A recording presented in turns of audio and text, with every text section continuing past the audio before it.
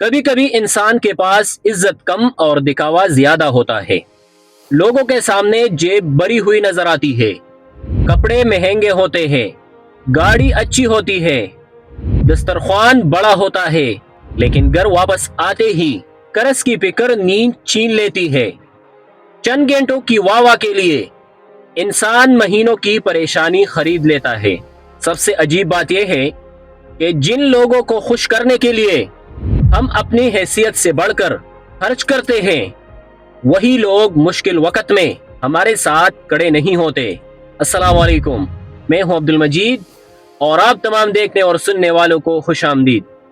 آج ہم بات کریں گے اس عزت کی جو محنت سے نہیں بلکہ ادھار کے پیسوں سے بنائی جاتی ہے۔ ہمارے معاشرے میں کئی لوگ صرف اس خوف سے اپنی حیثیت سے زیادہ خرچ کرتے ہیں کہ لوگ انہیں غریب نہ سمجھے۔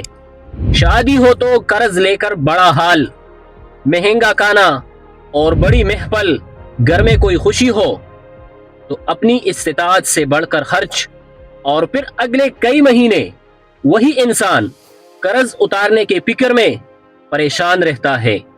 سوال یہ ہے کہ اگر عزت حاصل کرنے کے لیے انسان کو اپنی نیند اور اپنا سکون اور اپنے مستقبل کی خوشیاں قربان کرنی پڑے تو ایسی عزت آخر کس کام کی؟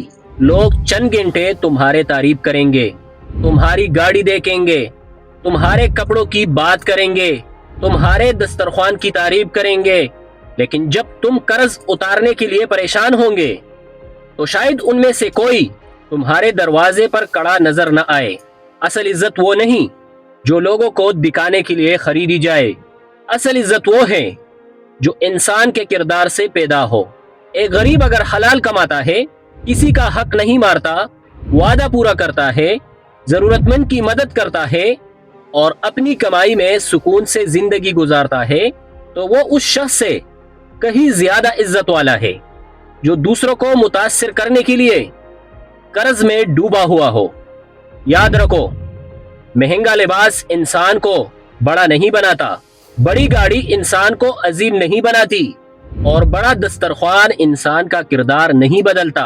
انسان کی اصل قیمت اس وقت سامنے آتی ہے جب دکھاوے کی تمام چیزیں اس سے چھین لی جائے اور پھر بھی لوگ کہے کہ یہ انسان اچھا تھا۔ اس لیے لوگوں کی واہ کے لیے اپنی زندگی برباد مت کرو، اپنی حیثیت کے مطابق جیو، اپنے بچوں کی مستقبل کے بارے میں سوچو، اپنے گھر کا سکون بچاؤ اور ایسی عزت حاصل کرو جیسے کسی سے ادھار لینے کی ضرورت نہ پڑے۔